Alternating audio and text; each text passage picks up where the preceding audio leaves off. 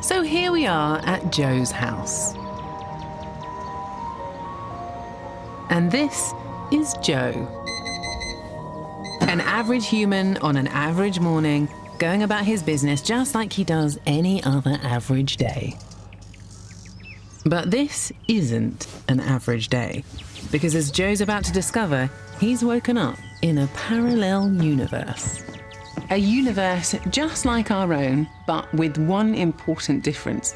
In this universe, we can change the size of things just to see what happens.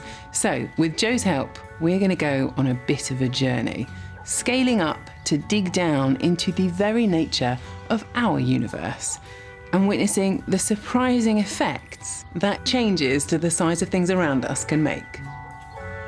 Which means ordinary average Joe here is about to have a very extraordinary day. And that's going to help us understand whether size is just an accident, or whether there's a reason that the universe and everything in it is the size it is. It's just about the biggest thought experiment you can think of. Thought experiments are vitally important for science because with thought experiments we have a way to quickly explore the realm of possibilities before we then engage in very detailed calculations. So whenever we start any question in science, we begin with a thought experiment. So, in the spirit of this episode, I figured it was fitting that we start big by changing the size of planet Earth itself. 12,756 kilometers across, with a mass of 6 billion trillion tons. That's 6 followed by 21 zeros.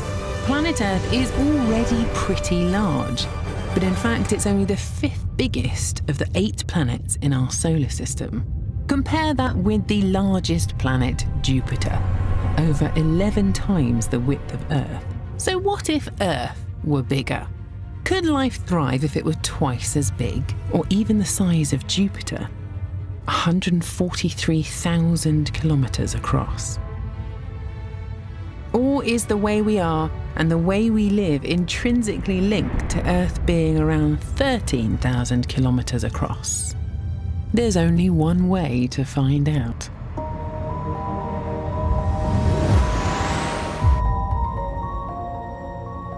We're going to grow Earth in size bit by bit and watch what happens to Joe. The first thing Joe would notice as we begin to grow our Earth is that the infrastructure around him, buildings, bridges and roads, which are all tailor-made for our normal-sized Earth, would begin to struggle.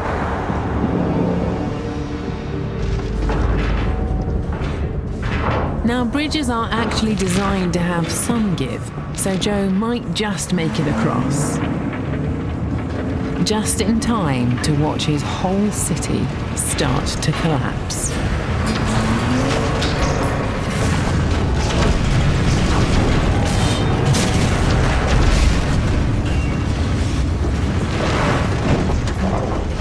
So it would be fair to say that we've got off to a bad start.